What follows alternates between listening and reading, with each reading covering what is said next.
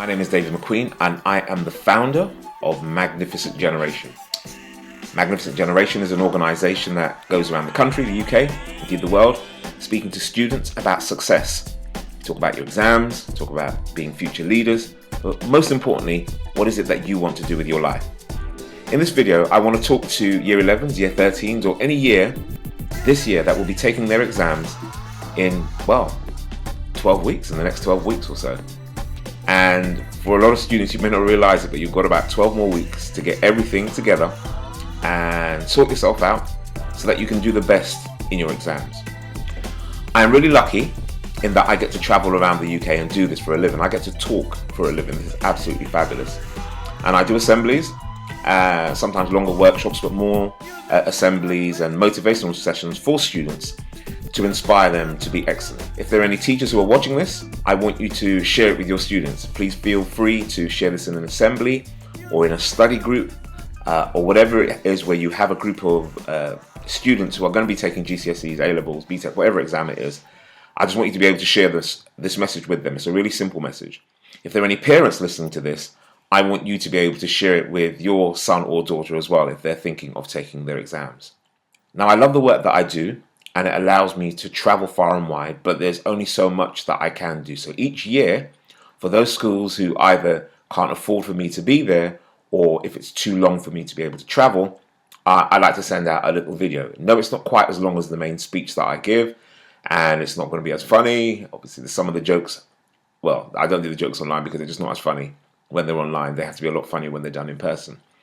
But I just wanted to give these few tips to students who are thinking of doing their exams about what I have found in the last 25 years of working with students in schools. As you can see, 25 years from the beard. What I found really works for students to be successful. So firstly, let me start off by saying, do you know what? Exams are stressful. I have two daughters, I've worked with countless students, and I know that exams themselves are really stressful, and a lot of students wish that they didn't have to do it. They wish that all the work that they had been studying for 2 years, or some cases 3, that it didn't just come down to a 2-hour exam where they got cramp in their hand and sat down and had to think of all the knowledge that they had put in their head over the last 24 months, and they were just being tested in the space of 2 or more hours. I get that. The reality is that exams are here and you've got to do them. You may not like them, but they're here, and it's just all about how can you actually deal with them. So firstly, let's start with the why. Why are exams there? Now, when I think of success, I think of it in terms of the bigger picture. There are some of you who are looking at this video who I know you want to have your own car, you want to be able to go on holiday, you want to be able to own your own house or rent your own flat, you want to be able to have certain things in life and experiences in life that will just allow you to live a fuller life. And the downside of that, or the downside, no, it isn't the downside, but the reality of that is that in order to be able to achieve some of those goals, you need to have some form of income. You probably need to be working and doing something quite legal in order to be able to do that. And exams are a small part of that. Why? Because exams are a way for employers to see that you have got an understanding of basics like numeracy and literacy, and to be honest with you as well, a commitment so that you've actually gone and taken the exams. Now, let's be honest with you. Exams don't make you. Let's keep that really real. However, what you do in that moment says a lot about you as an individual. And as an employer, a person who runs my own business, if I'm looking at a CV and I see that you've made an effort to go and do the exams, then I know you'll make the same effort to kind of work with me as well. It's not the greatest benchmark possible, but it's a really good way of saying, look, this individual, this young person here has made an effort. So it doesn't matter whether it's just pure A's you're getting or C's or what have you. The fact is that if you've made an effort, that shows up on your CV or your application form when you're looking for a job. And for me, this is the why. We can't get away from it. Yes, I know as a reformer, I like to get away from the fact that so much around getting you to do well and being able to do a good job is based around exams. But the reality is that it's here and it's here to stay. It's going to be here for a long while. So you've got to realize, what are the rules of the game? What do I have to do, whether I'm doing my BTECs, my GCSE or my A-levels? What do I have to do in order to go out there, do the best of my exams, and just then be able to just chill over the summer holiday and then come back when I go back for future learning or possibly a job with these great results? So that's the why. The second part of taking your exams is the what. what are you going to be tested on in these exams when you're sitting down? And it is about skills. It is about memory. It is about applying some of the information that you would have learned in class, some of those classes where you messed about or you were kicked out or you had detention afterwards. But it is about being able to apply those skills. So think about it this way. Just a minute ago, I spoke about people who want to be able to go on holiday, be able to own their own house, own their own car. If you don't have a basic grasp of maths, how are you going to be able to know how to calculate interest on a mortgage? How will you be able to run a monthly budget to make sure that you are balancing between what's coming and what's going out? How will you know if you go and buy a car on hire purchase, for example, how much you need to pay each month? If you don't have a really basic grasp of maths, then you're in a lot of trouble. English, same as with English. Now, be honest with me, how many of us have gone online and joined sites like iTunes and joined Snapchat and Twitter and Facebook and Insta and actually read all the rules? Okay?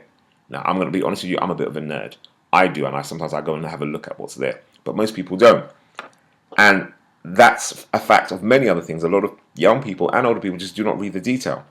And one of the beauties of having English as part of your basic exam results is an understanding of reading. It's an understanding of what's in front of you.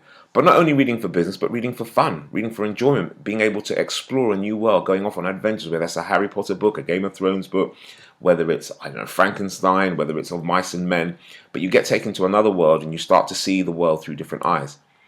And it's important to understand that that's what the exams are for. They're about helping you to recall some of that information that you had and how best to pass it.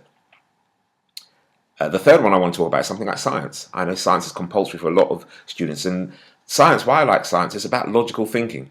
Because there are a lot of times where you're going to be in a job or you're going to be in a personal situation and you have to make, even when you're going to Sainsbury's or Tesco or Lidl and you've got to go and buy something, you've got to make a decision on the spot. And a lot of the principles that you've learned in things like maths and science is about making logical decisions. So even though you may never pick up a physics book again in your life, it's about knowing that you have that information in front of you, and when you're being tested on it, you can think logically about how you're going to process that. And for those of you doing A-levels, and if you are doing A-levels this summer, it's about critical thinking. Yes, can I write down in an essay how I'm thinking? Can I coherently put together an introduction? Can I do my point? Can I explain what my point is? And can I give evidence to back it up? And then once I've done that all, can I do a fantastic summary? How can I think differently? How can I think critically? And when I go into the wider world, when I become that adult, when I am starting to work or when I am traveling around the country or around the globe, how can I use those principles that I've learned when I was doing my A-levels to start thinking logically about the decisions that I need to make? So exams, for many people just think you're being bullied and people are picking on you. But the reality is look, if you wanted to have a doctor, if you want to go and see a dentist, if you want to go and see a mechanic, if you get into a plane where a pilot is, they've had to take an exam. And the reason why they take the exam is being able to recall that information and being able to apply it to what they actually do. So it's not just about doing the test, but it's just about your way of thinking as well. How do I think slightly differently? The last tip I want to give about the preparation for exams is just the how. How do you prepare for these exams? And some of you who are looking at this interview probably are stressed out thinking about what's going to happen. So let me give you a couple of tips that I think are going to be really important. The first one I always recommend is just get hold of past papers. Whether you're doing GCSEs, A-levels, whatever, get hold of past exam papers. Go and have a look at the way the question's worded, the way they start, describe, analyze, explain. What are they actually trying to say to you? Go and have a look at the multiple choice questions and go and test yourself to see what you're like under pressure. It might be that you get a past exam paper and you sit down there, it might be an hour, it might take you 3 hours, but then you do it again, it might be 2 hours, you do it again, it might take you to 1 hour. But getting into that practice and that habit, it allows you to understand how you write, it allows you to understand how you deal with things under pressure, but it also gives you a sense of what has gone on before. So definitely, number one rule is, I say, get past exam papers. My second rule is never be afraid to ask teachers. And I know I'm probably putting a lot of teachers under pressure now, but I think it is good to get a good conversation going with a teacher as to what do you think might come up in the exam, what do you think I need to think about in the text or the work that we have done over the last couple of years, what are the things that I need to focus on, or what's the kind of mindset I need to have behind actually doing that. So if you're really stuck, rather than just being stuck in isolation and your friends don't know, or your parents or any member of your family doesn't know exactly what to deal with, go and have a conversation with a teacher. Because trust me, having a conversation with a teacher is a great way of being able to put your mind at ease in most cases, and just getting you to think about how you approach the exam better. Point number 3, set yourself targets. If you can write down all the exams you're going to take and what you have as an expectation, write that down on a piece of paper. Then go to your teacher, tutor, or somebody who knows you and ask them to put down the points or the scores or the results that they think that you're capable of doing. And set yourself those targets. It's like going in a race. If you're going to go and run 100 meters, or if you're going to go and take any test, you know that at the end of the day the target is to get to the end of the line. And so do the same with your exams. Write down exactly what it is that you'd love to be able to get as a result of the studying you do, and then work your way towards that. That's you're setting yourself a really high goal and setting yourself a level of excellence. Now, that for some of you, that might be an A star. For some of you, it might be a B. Some of you might be a C, whatever. But still write down exactly what is it you're aiming towards. And here's the thing, you work hard, and if you do better, then, Bob's your uncle. But definitely put down the targets that you're working towards. Number four, block some time in your calendar. If you have something like a Google Calendar or Hotmail or whatever the online sources are, go into the calendar and block out the time you're going to have. And I recommend that it's really good to do it in half an hour spurts. Don't try and sit down and revise for 3 and 4 hours straight. That stuff will drive you absolutely mad. Go and have a look and start to work and start to plan your revision. So that might be reading a textbook, that might be taking a past exam paper, that might be recording your own voice, that might be studying a group with people. But whatever it is, go and block it out and block it into your calendar. And if you've got a smartphone, sync that phone with the calendar online, so that you can actually see on your phone as well when you're studying in the library, or whether you're with a group of friends outside of school. You have that calendar to hand, and put an alarm on it as well, so you know when or a buzzer, so when that period is done, you can just put your pens down, go and have a bit of relaxation, and then you come back ready for the next session, maybe 10-15 minutes later after you've had your break. So my final message is that, look, these exams are not easy. Every single person who went through and did GCSEs and A-levels and BTECs and what have you, we all know that it wasn't easy, but we knew that it was necessary. And sometimes, in order to be able to do things in life, you have to do the mundane in order to be able to get the magnificent. For example, if you're an athlete, you may not like to have to go through all the training, but when you do all the training, that is what makes you faster, makes you jump higher, and be better. For example, if you're a really good gamer and you want to be able to take it to the next level on Assassin's Creed or Call of Duty, you have to put in the hours to practice in order to be able to get there. Most of you who are listening to this either are anticipating being able to pass your driving test, or some of you already may have, but if you are thinking of passing your driving test, you know that you will do everything in your power to make sure that you learn the highway code, even if you may never remember the signs afterwards, and that you drive efficiently, because the pride that you get from being able to take the driving test and pass and be able to drive as an adult. And I want to say the same thing applies to your exams. If you know that you can put in the effort and the energy to revise really well, and the results that you get actually put you a step further and a step closer to the kind of dream or lifestyle that you want to get, or the vision of success that you have, you know that you've put in the effort to do that. So I want to wish you all success. And for those schools which I am coming into to speak to over the course of the next 2 months, in March and April, in the build up to the exams, I'm really looking forward to coming out there and meeting all the year 12s and year 13s and year 11s.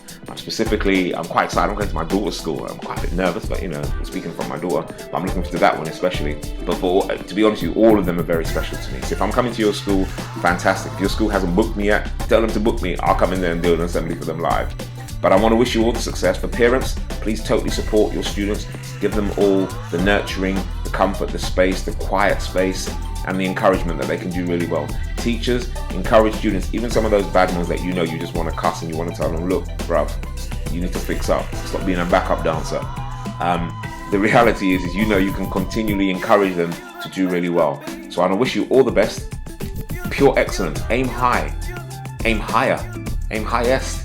But be magnificent. And I wish all students who listen to this an absolutely fantastic time as you start preparing for your exams. And not only preparing for your exams, but preparing for this level, which is basically the start of your success. Thank you very much for listening.